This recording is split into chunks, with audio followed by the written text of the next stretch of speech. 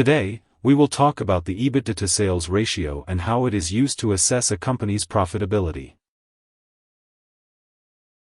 The EBITDA-to-sales ratio, also known as EBITDA margin, is a financial metric used to assess a company's profitability by comparing its gross revenue with its earnings.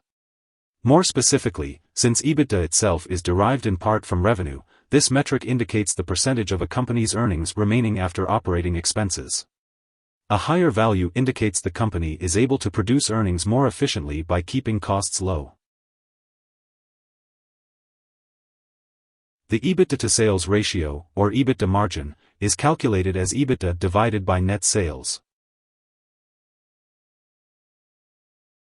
EBITDA is an abbreviation for earnings before interest, taxes, depreciation, and amortization.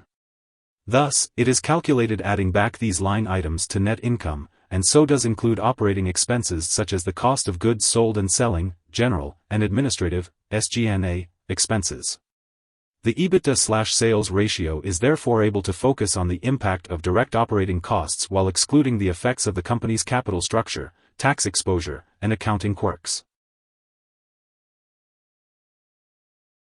The EBITDA-to-sales ratio divides the EBITDA by a company's net sales. A ratio equal to 1 implies that a company has no interest, taxes, depreciation, or amortization. It is thus virtually guaranteed that the calculation of a company's EBITDA-to-sales ratio will be less than 1 because of the deduction of those expenses in the numerator. As a result, the EBITDA-to-sales ratio should not return a value greater than 1. A value greater than 1 is an indicator of a miscalculation. Still, a good EBITDA-to-sales ratio is a number higher in comparison with its peers. It provides insight into the operational efficiency of an organization based on only those costs management can control. The EBITDA-to-sales ratio for a given company is most useful when comparing to similar-sized companies within the same industry to one another. The ratio calculations won't tell much during comparison if used to compare against industries with different cost structures.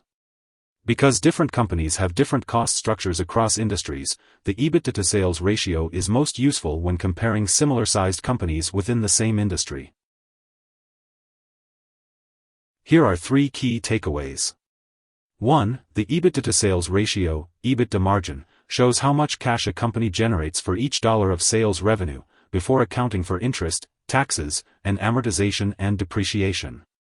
2. Low EBITDA-to-sales ratio suggests that a company may have problems with profitability as well as its cash flow, while a high result may indicate a solid business with stable earnings. 3. Because the ratio excludes the impact of debt interest, highly leveraged companies should not be evaluated using this metric. Hope this would help. Thanks for watching.